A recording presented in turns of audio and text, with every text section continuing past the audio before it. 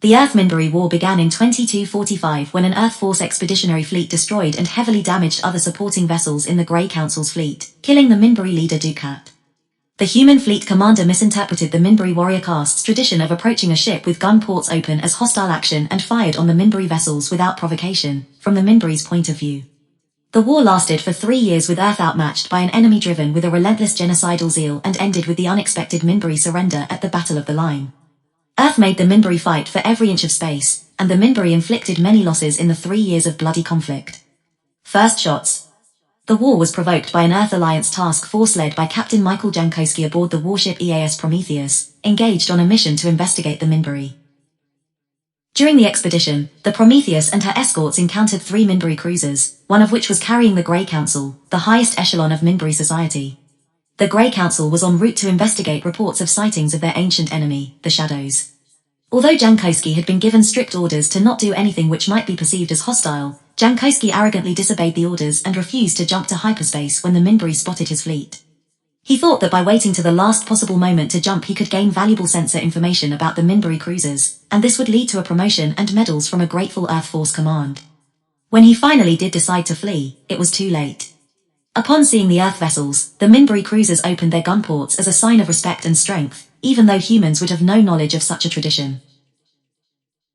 Dukhat, leader of the Grey Council, realized the error and ordered the gun ports closed, but it was too late. Captain Jankowski misinterpreted the gesture as a sign of hostility, an impression compounded by the fact that the powerful sensors of the Minbari cruisers accidentally disabled the Prometheus jump engines, thus preventing the ship from jumping to hyperspace and escaping. When told by his first officer that his vessel's jump engines had malfunctioned and that the weapons on the Minbari cruisers were hot, Jankowski panicked and opened fire on the Minbari ships.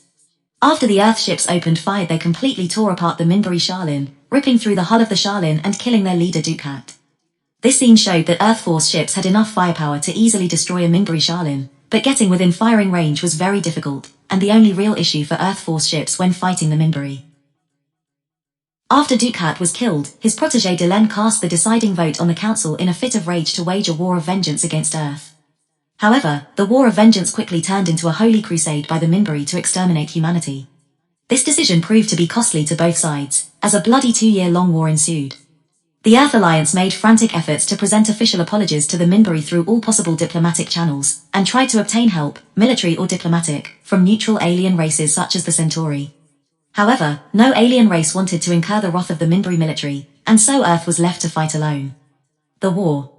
Immediately following the destruction of Jericho 3, the Minbari struck at half a dozen Earth Force bases in the space of just a few days, leaving no survivors and accepting no surrender.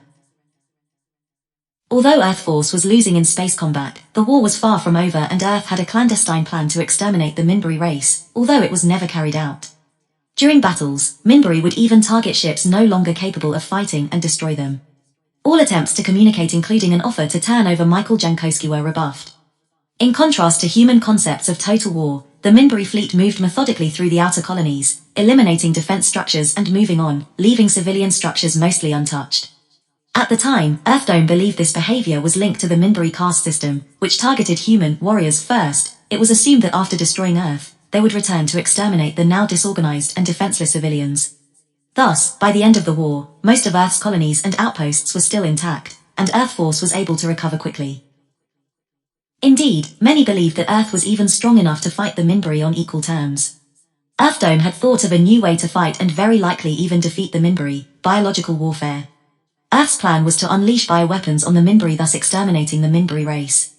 This plan would have worked, but Dr. Franklin, the only man with access to the Minbari's complete DNA sequence, burned all of his notes to prevent his work from being used to annihilate an entire race.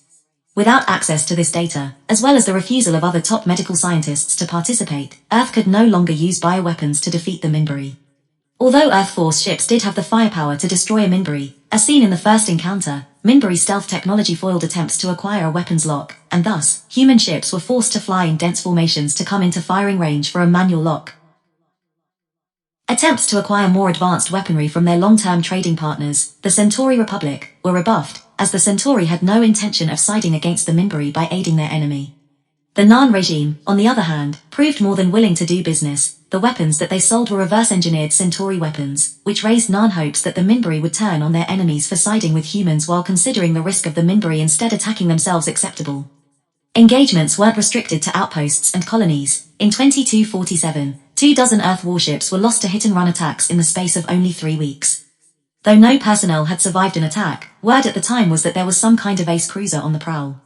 That theory was proved correct when a small fleet led by the EAS Lexington was attacked in the asteroid belt between Mars and Jupiter. The Lexington itself was crippled in the opening salvo as the Minbari flagship Dralafi, Black Star, jumped into the middle of the fleet, killing its commander, Captain Roger Stearns, and left adrift while the Black Star engaged the remainder of the fleet. Thinking fast, John Sheridan had his crew seed several nearby asteroids with a trio of 2 megaton tactical nuclear warheads, then sent out a distress call to lure the Black Star back to their position. As the Minbari cruiser moved into range for a clear shot, Sheridan remotely detonated the 2 nukes in range and obliterated the Dralafi. Earthdome wasted no time in capitalizing on what was to date their only victory in the entire war, broadcasting the footage throughout the Alliance. For their part, the Minbari were less than impressed. The warrior caste in particular were affronted at being defeated by such dishonorable tactics, and Sheridan would become infamously reviled as Starkiller. In the midst of all this, the Minbari Anlashok Na Lenon secretly made contact with the Narns at the behest of Satai Delenn in hopes of opening peace talks. Cautious and understandably suspicious, Earth government agreed to an initial meeting in neutral territory, sending Sheridan along with a Dr. Stephen Franklin and Jikar of the Narn regime to make sure the offer was serious before sending in the negotiators. Traveling aboard a Narn ship, the team arrived at the agreed-upon rendezvous, a nameless abandoned Drazi colony and a one-time Earthforce listening post in the Epsilon system. The meeting was cut short when an unknown party destroyed the Narn ship in orbit and bombarded the surface, killing Lennon and any hope of peace in the process.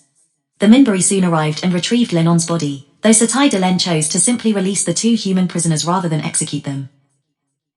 Both the Minbari Federation and the Earth Alliance assumed that the attack had been perpetrated by a rogue faction of their own government. It wasn't until decades later that the truth was made known.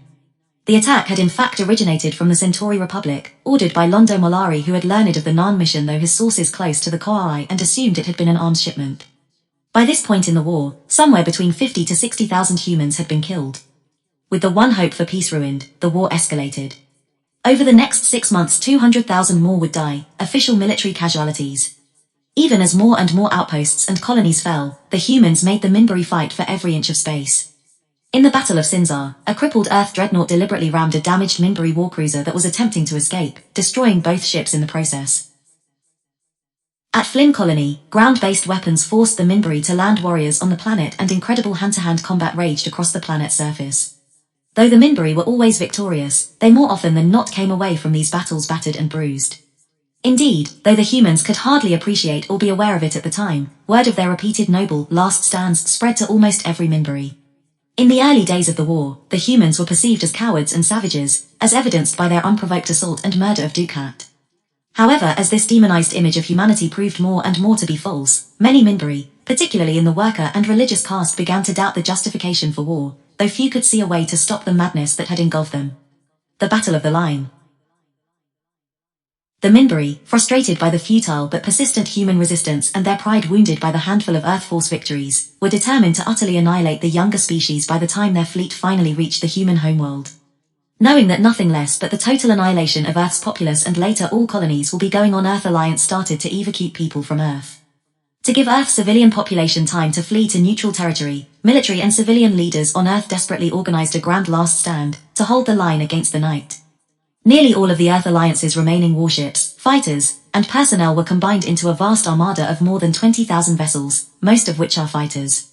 They were placed in near-Earth orbit and waited for the Minbari to strike. Though a noble gesture, the defense was to no avail.